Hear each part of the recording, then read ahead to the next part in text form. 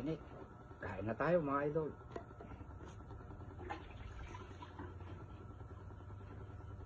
Ito yung ginayat-gayat ng mangga, kamatis sa sibuyas. Ito na po yung labong at saka saluyot, may sahog na tinapa. Tag-araw na tag-araw, Marso, Abril, may mga kwan pa mga idol. Labong pa.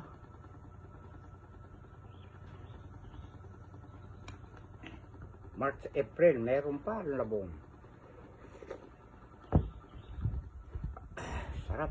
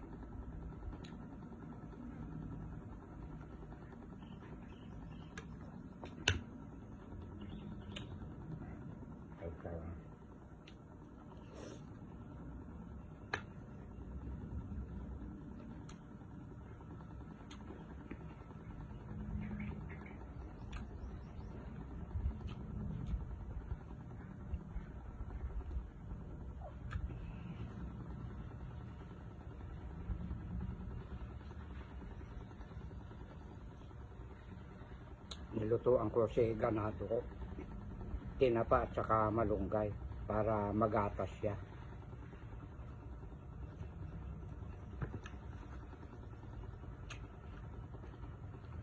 Nung isang gabi ng anak, kagabi, bali dalawang gabi, dalawang araw na nanganak. Nakapagtataka, ang lalaki ng mga baby niya mga idol. Makwan, healthy yung kanyang mga baby kasi naalagaan ko silang lahat.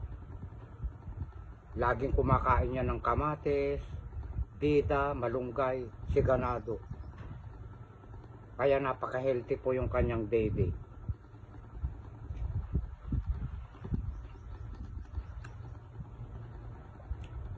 Nakakakita ako ng mga nanganganak na pusa.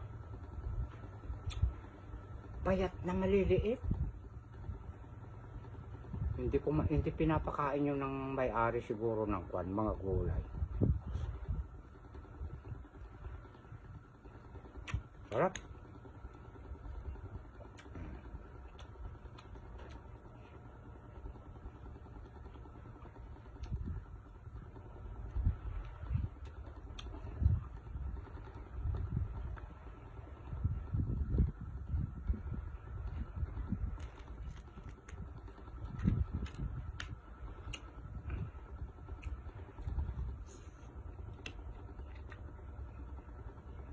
Ayos. Perfect.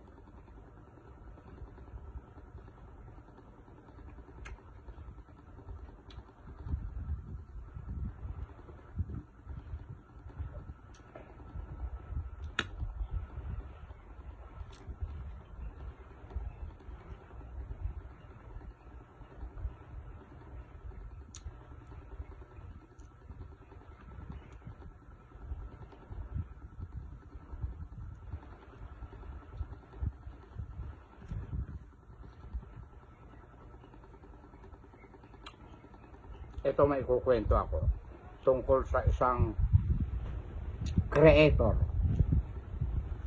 Ang gampanin po ng isang creator mga idol,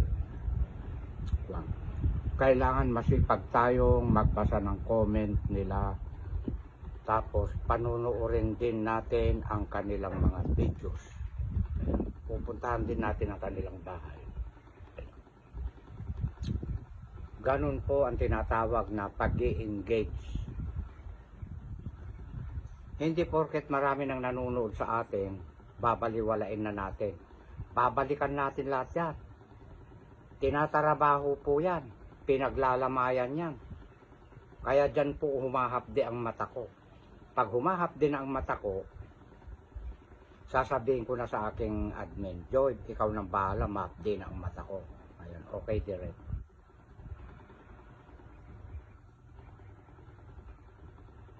Ganon ang ginagawa namin ni Joy.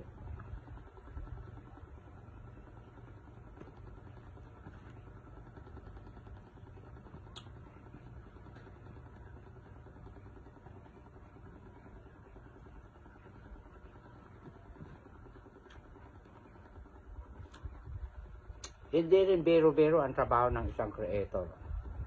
Totoo yan. Oras na meron kang in-upload tapos dinumog ng napakaraming comment dyan. Re-replyan mo lahat yan. Pwera lang yung mga hindi magagandang mga comment. At sadyang talagang ganun na sila. Lalagpasan na natin yun.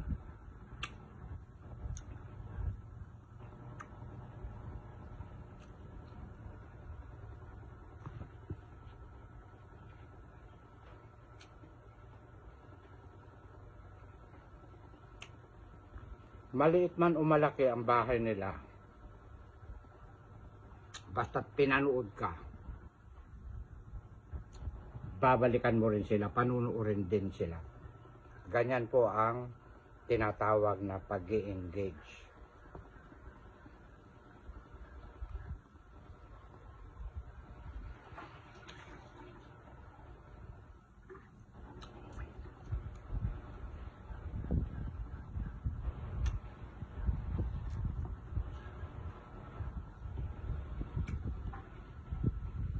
Yung pong kulang sa sipag, mamumula ang inyong dashboard. Ibig sabihin, pag namula ang inyong dashboard, nagkukulang tayo. Hindi masisiyahan si Boss M sa atin. Pero kapag ka green na green, mataas ang average, aba, tuwang-tuwa si Boss M sa atin.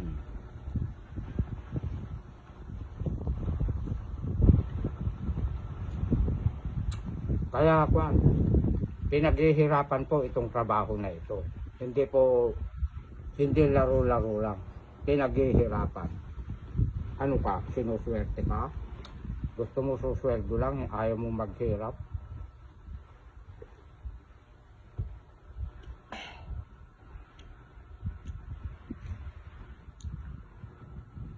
Yung mga maliliit pa lang po mga bahay, para sa kanila ito. Kailangan po sisipagan natin makipag-engage. Ayan. Panunuorin natin sila. Ngayon kung meron tayong hindi gusto na mapanood sa kanila, i-scroll natin, mamili tayo sa gusto natin. Ayan. Ganun ang ginagawa ko. I-scroll ko. Nag-comment sa akin nireplyan ko. Pupuntahan ko sa bahay niya. Naghahanap ako ng magandang content niya. Ayun, doon ako nanonood.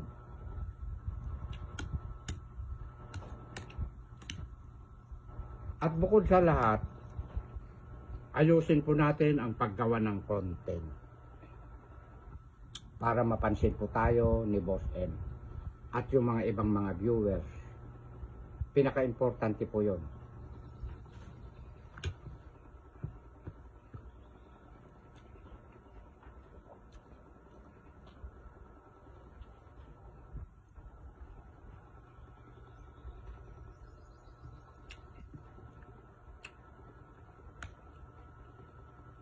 Ang sarap.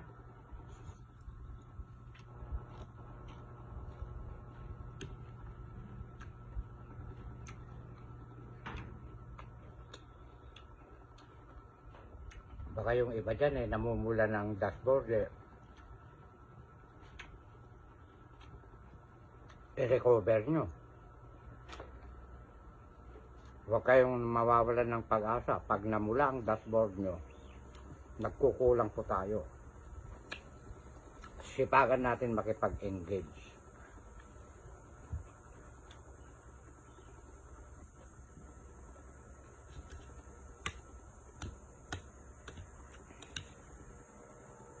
Trabaho yan eh.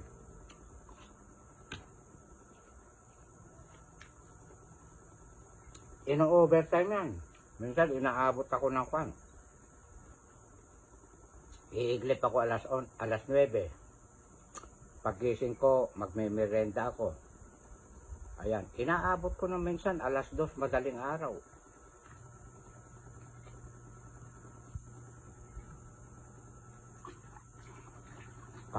Kapag katambak ang babasahin mga comment.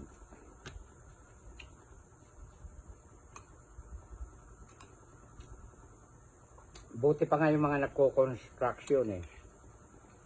Hindi sa pilitan mag-overtime eh.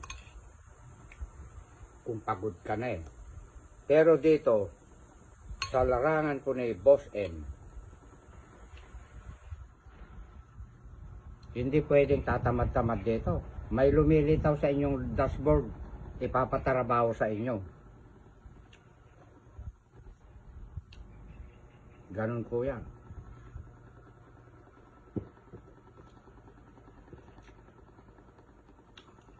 May lilitaw 5 videos ko. Napakaraming nag-comment doon. Hindi nababasa. Ino-overtime ko yun. Ino-overtime namin yun ni Joy, aking admin.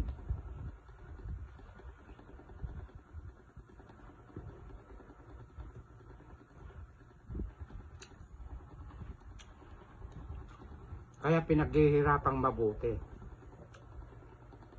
Yung mga sikat na, naghihirap yan. Marami silang admin, marami silang alalay. Nakamonitor yan. Yung mga big time na. May mga sweldo yun.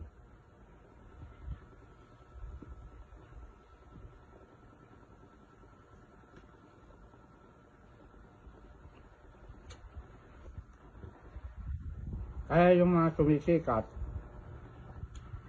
at babagsak, dahan-dahan babagsak, nagkukulang yun.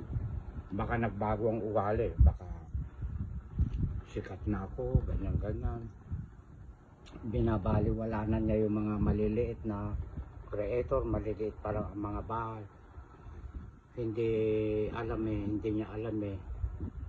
Wala namang sumikat na kwan eh. Nanggaling lahat sa maliliit na bahay. Maliliit ang bahay. Hindi natin kayang sumikat kung nag-iisa lang tayo. Kaya wag natin babaliwalain yung mga maliliit pa lang ang bahay. Tutulungan din natin sila. Panunuorin din natin sila.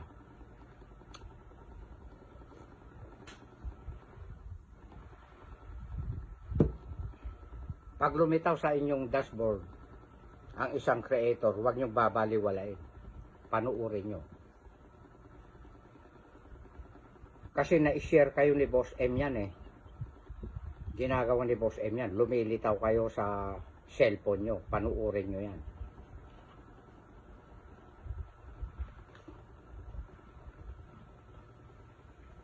Tapusin nyo munang panuurin. Mahaba man o maikse, tapusin nyo bago tayo mag-comment. Yun po ang saktong pagko-comment para klarong-klaro yung ating napanood.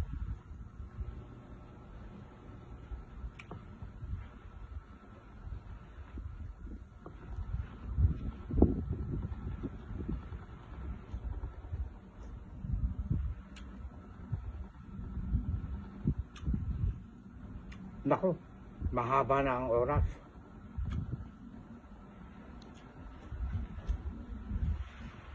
At maraming salamat mga idol.